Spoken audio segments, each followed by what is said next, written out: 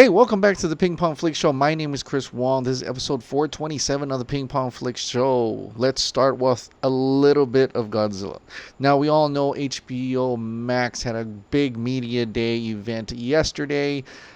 I said I wasn't too impressed with their DC content they're going to put on there, although it's pretty cool to see all that DC movies on there. That's something, but I wanted something new.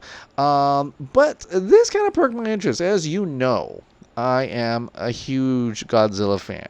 This is coming from Gormaru, Omega Gormaru. HBO Max streaming platform to not only home Monsterverse films, because, there's only like 3, but Criterion Collection titles, including Criterion Godzilla films. In its official reveal in matters to fans of the Monsterverse, HBO Max will home the Monsterverse films onto its streaming platform, but in partnership with the Criterion Collection and Turner Classic Movies, and to fans of classic cinema, Criterion's library of decades and decades of rich Criterion Collection titles will find a home upon the platform, with Criterion's Godzilla Gojira spotlighted among other Criterion titles. Whoa. Okay, so I was on the fence, but not really. I mean, that's amazing. I know, I get it. I got a lot of the Godzilla movies, most of the Showa series, but this is going to have all the Showa series? Like all of it?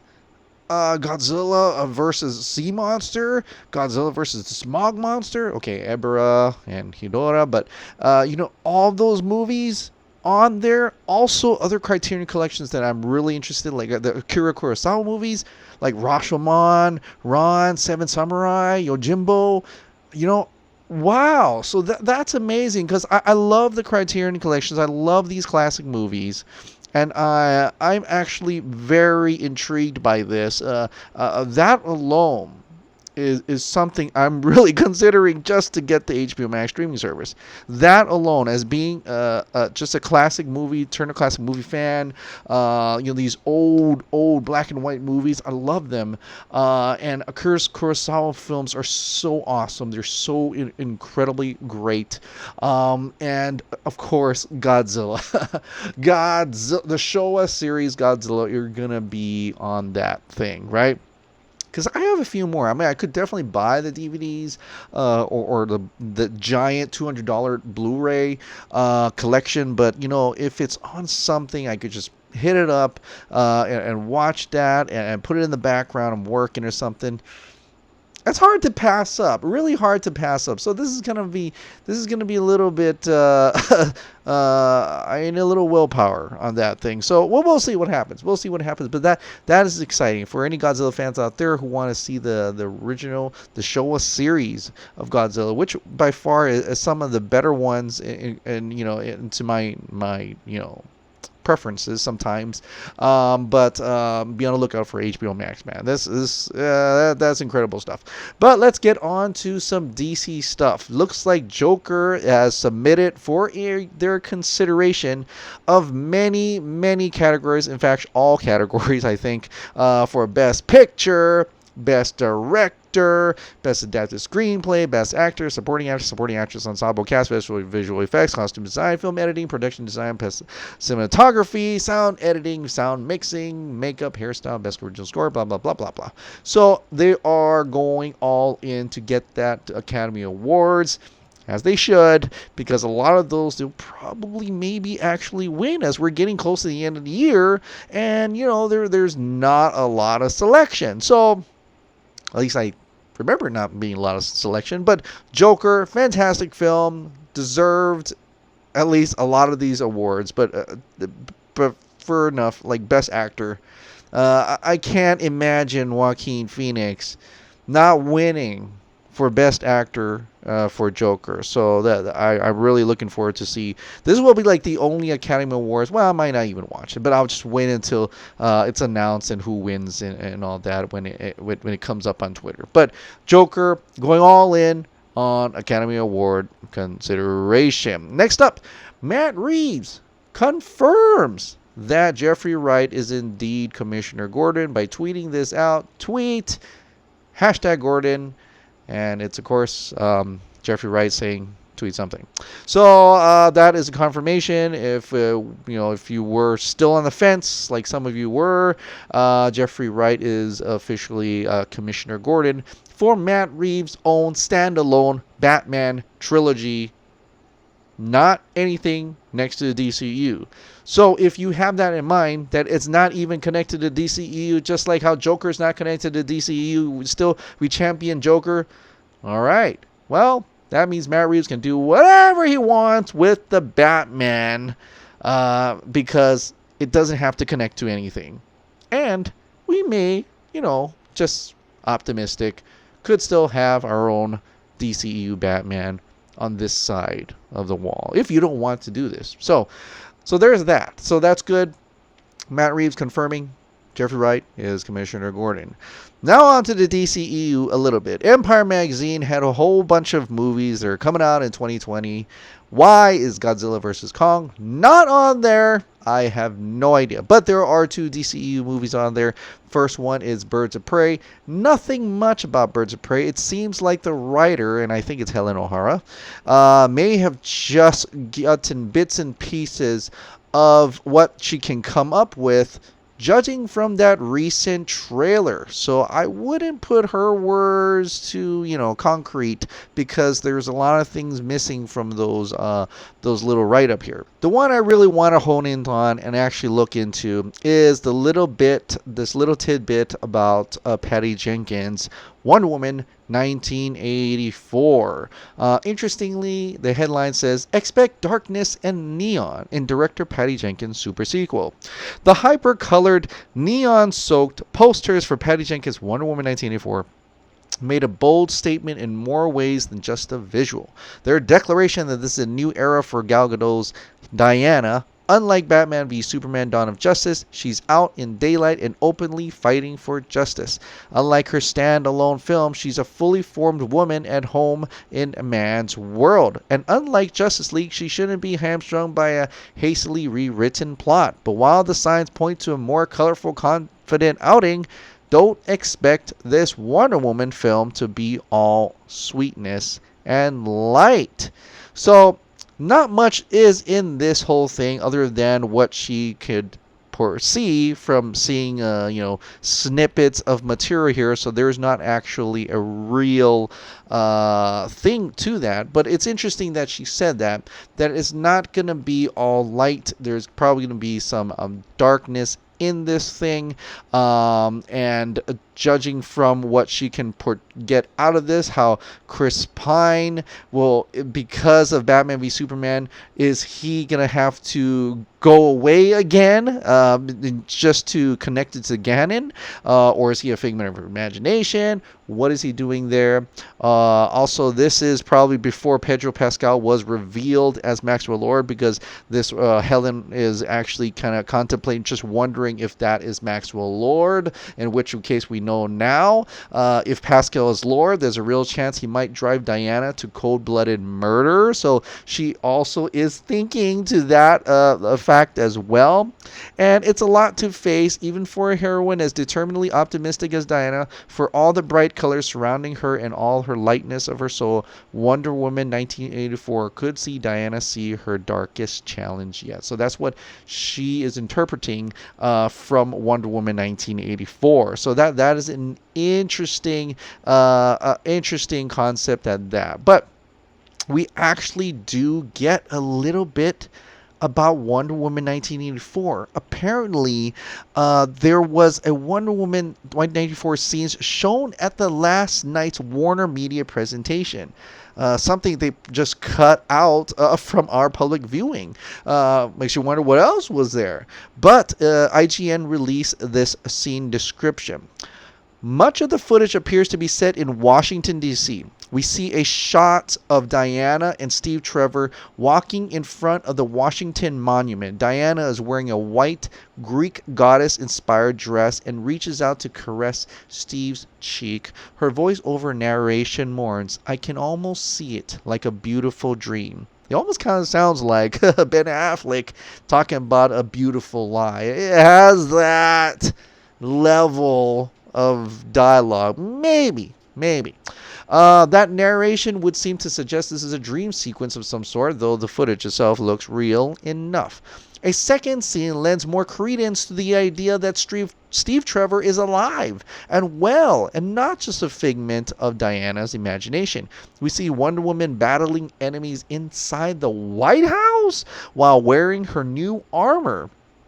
She protects Steve from gunfire, grabs a gun and unloads it in slow motion and pulls foes closer with her lasso. Another cryptic shot shows her whipping her lasso around to possibly deflect or redirect a bolt of lightning. Could she be fighting Zeus? Is Zeus gonna show up in this movie? Is she going to be fighting gods in this? And that makes me all wonder what is going on. It's in the White House? This is crazy stuff, and I'm really eager to see what is going on with this movie. It sounds not so much Cold War, secret agent type of stuff. It looks like there's a lot of things going down in this movie, unless it's all a dream, unless it's all in her mind, unless she hooked up to some machine or something. This is not really happening. But as right now, it's some big stuff happening in here, and I'm really curious to see that Wonder Woman 1984 trailer that is coming out in December at the Brazil CCXP. So I can't wait to see some of that. So very intriguing. I want to know more, and I really want to see what this movie's all about. This is so weird, and it's getting more epic than I thought it would actually be. Now, in considering of Warner Brothers now, since we're talking about HBO Max and WarnerMedia, there's this gigantic, well, not gigantic, it's a big article that came out, and this is coming from The Wrap, Hollywood Reporter, Variety. And this may upset quite a bit of few of you, because we've been talking about this man for a long time. Toby Emmerich, the chairman of Warner Brothers Picture Groups, is extending his contract. Yes, that's right. Let me read it to you first, and I'll give you my thoughts on it. Toby Emmerich extends contract as chairman of Warner Bros. Pictures Group. Carolyn Blackwood named COO. Who is that? Well, here we go. Chairman of Warner Bros. Picture Group, Toby Emmerich will be extending his contract at the studio, Warner Bros. Announced today. Additionally, Carolyn Blackwood has been appointed to the newly created position of Chief Operating Officer, COO. Blackwood will be responsible for the day-to-day operations of the studio, which will include physical production, business affairs, music, and more. She will also continue overseeing New Line Cinema and Warner Brothers Theater ventures. She's a 20-year veteran of New Line and Warner Brothers and has held several leadership roles in the company in business affairs, film acquisitions, co-productions, and live stage. Most recently, she served as president and chief content officer of New Line Cinema. Emmerich will continue with his duties at Warner Bros. Pictures Group and will also deal with emerging strategic priorities within Warner Bros. And WarnerMedia. Blackwood would continue to report to Emmerich. Toby is a distinguished entertainment executive whose track record speaks for itself. Since my arrival at Warner Brothers, he has been an extraordinary partner. I am thrilled to have him by my side as we take Warner Brothers and WarnerMedia forward. And Sarnoff, chair and CEO of Warner Brothers, said in a statement, "When you look at the terrific performance of New Line over the years, it's obvious that Carolyn's formidable leadership skills have played an integral part in its success. I am excited for her to take on this larger Pictures Group role." Emmerich added, "I've been very fortunate to have someone at Carolyn's caliber riding shotgun with me these past 15 years. She's an exceptional executive with great instincts and a unique skill set that will serve the company well moving forward. I couldn't be happier to have her take on these additional responsibilities." Of his extended contract, Emmerich said, "It's a privilege to be continuing my journey at Warner Brothers, particularly working so closely with Anne. She has brought a fresh perspective and energy to the studio with her sharp intellect and leadership." Now you're like thinking, what? This guy who shared shared, profits of Joker because he didn't believe, or he's one of the people that didn't believe in Joker. This guy who's kind of barring artistic integrity here, who's kind of barring artistic vision. This guy who uses his two daughters to gauge if the movie is right? And in a recent, interview with a whole bunch of other executives, and it's I may talk about this tomorrow because there's not much time today, but he had a meeting with like Alan Horn and I forgot the Scott Stuber. Is that Scott Stuber? It's not one of them. But all different executives from different companies together, and who says that it doesn't matter if it's a $30 million movie or a $300 million movie, the ticket price is the same. This guy is going to continue working at Warner Brothers. Now, I was upset. Granted, I was a little upset when I first heard of this. As many others, very thinking that this is kind of backwards thinking, right? What is going on here? Like, this guy, have they not learned about anything? Have they not learned that he sucks? Professionally speaking, he sucks. But I'm reading this and all the other articles, and I'm reading it over and over. And I feel like I've seen this before. I've seen this thing called responsible for the day-to-day operation of the studio. This has happened once before, okay? And many times before. This is an article from The Wrap on January 9th of 2018. Warner Brothers leadership shakeup. Toby Emmerich to run studio. Sue Kroll steps down. Kevin Sujihara to step back from running studio day to day in favor of Emmerich. Okay? Does that sound familiar? Day to day. Running the studio day to day. Carolyn Blackwood has been appointed to the newly created position of COO. Blackwood will be responsible for the day to day operations of the studio. What am I trying to say here? You're wondering, Chris, what are you trying to say here? This is my opinion. I have no insider info. And just thinking, if you just go in the realm of a corporate studio who doesn't want any more negative paintings of their studio, they don't want to be shown that there's so many studio shakeup, all these executives keep moving around and stuff. Well, what do you do? What do you do if you're not happy with somebody, but you cannot have have another black label on the Warner Brothers? You cannot have that. You cannot have another negative press about Warner Brothers. You cannot afford another shake-up headline, right? In the midst of HBO Max coming out, you want everything to be positive. You want everything to be firing in all cylinders. That's what you want to do. So what do? You can't fire the guy. You can't demote the guy. Why you promote the guy? Promote Toby Emmerich up. And you're thinking, well, what is that? What do you mean? He says he's extending his contract. It doesn't say how long. What does that mean, actually, extending his contract? They didn't say 1 year, 2 years, 6 months, 5 weeks. The one thing I want to see, and what I want to say, actually, is what he said here. Okay, he says, we'll continue with his duties, which we've seen that the duties is now went to Carolyn Blackwood when she says she's responsible for the day-to-day operation of the studio. Okay, and we'll also deal with emerging strategic priorities within Warner Bros. WarnerMedia. What I believe is he's going to move up. He's going to move up towards WarnerMedia division level.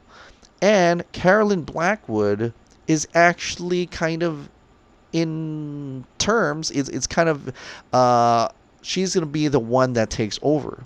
Right now, they gave her, and Sarnoff created a new position And that's just saying that it's actually shadowing Toby Emmerich, doing Toby Emmerich's job while he still keeps his name as chairman right now until he gets to the newer position, which I believe is going to be somewhere in Warner Media, AT&T. He's going to be up there, not involved with the day-to-day operations, not involved, like right now, not involved with Warner Brother Pictures. I think he's going to move up and out. Right? That's what I think is happening here. Carolyn Blackwood, who served as president and chief content officer of New Line Cinema, and Sarnoff, is really touting her here.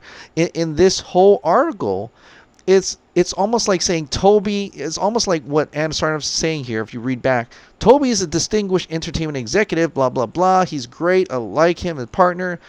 But it's almost like saying Carolyn Blackwood, it's a formidable leadership skill. She has a bigger, larger picture group role. She's a fantastic person, and you're gonna be happy with her in the meantime, right? You're gonna be happy with her, right? Doing the duties that Toby Emmerich was supposed to do, but he's still keeping the chairman name for now.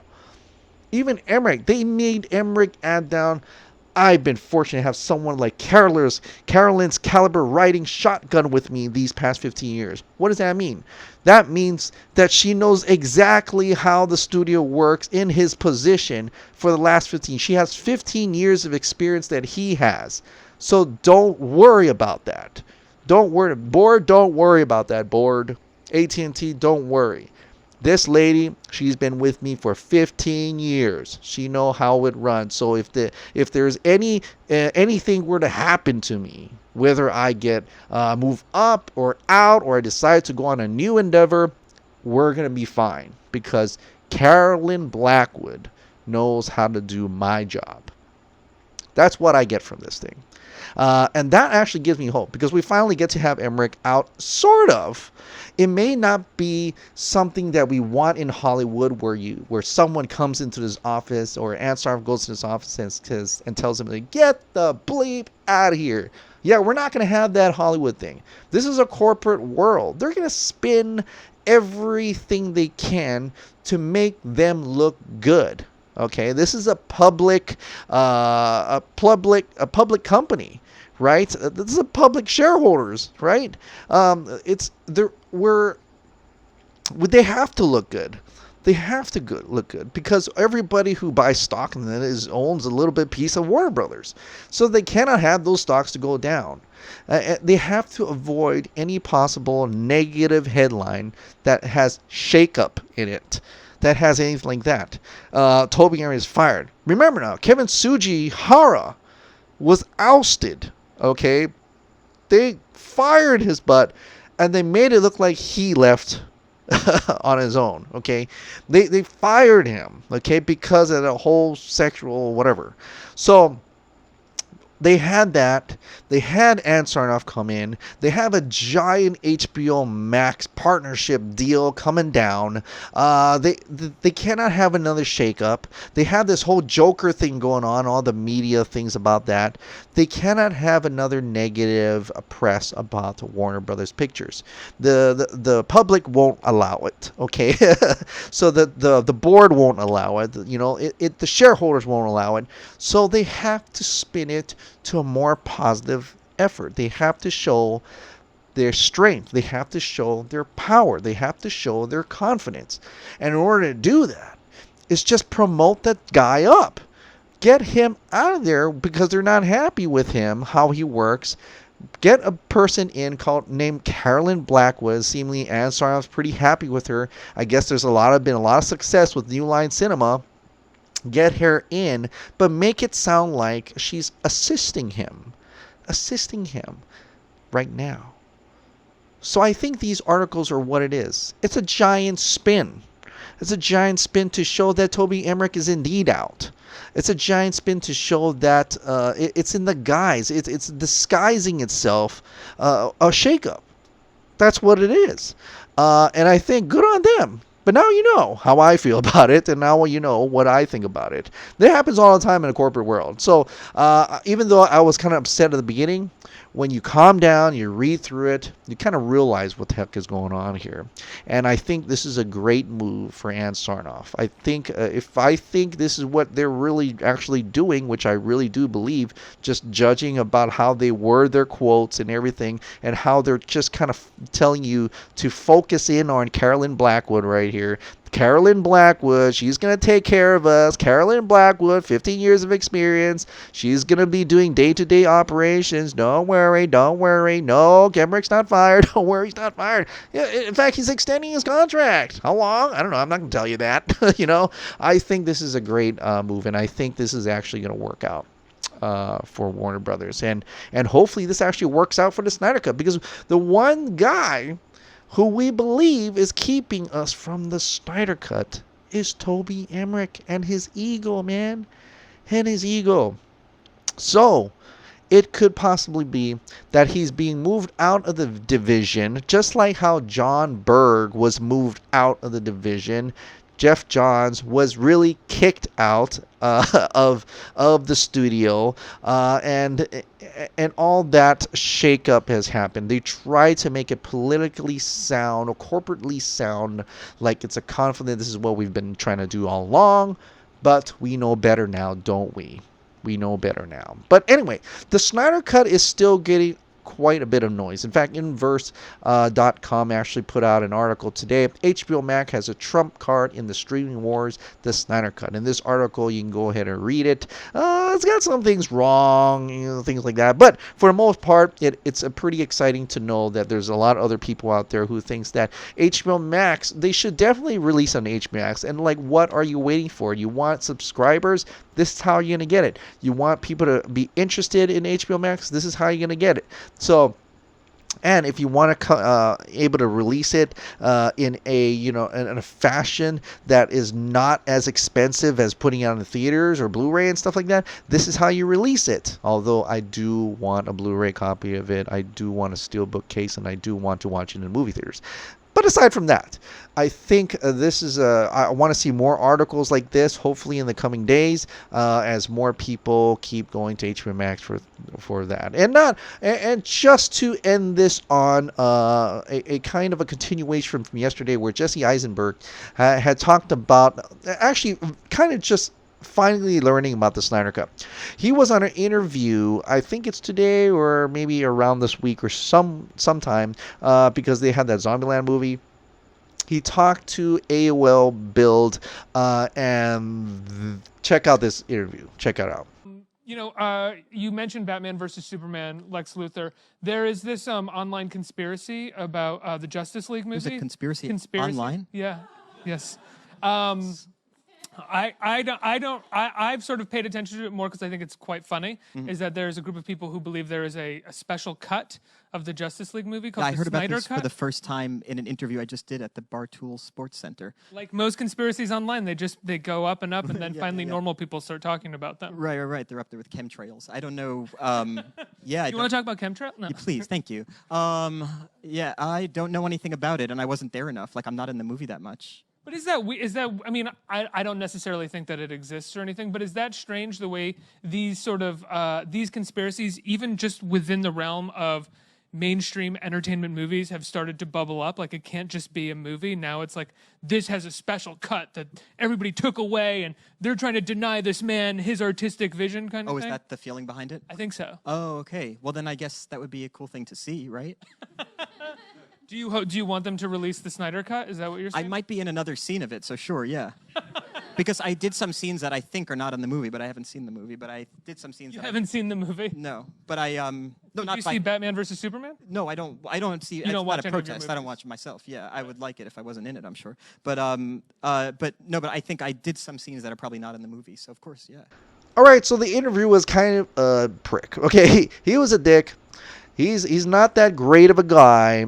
Granted, yes, and he's probably one of the reasons why Russell Crowe in an earlier interview at some other point in time had walked out on him. So And yeah, but what Jesse Eisenberg said was really interesting. He wants them to release a cut because he believes in artistic vision. And I like how the interviewer got taken aback and tried to laugh it off.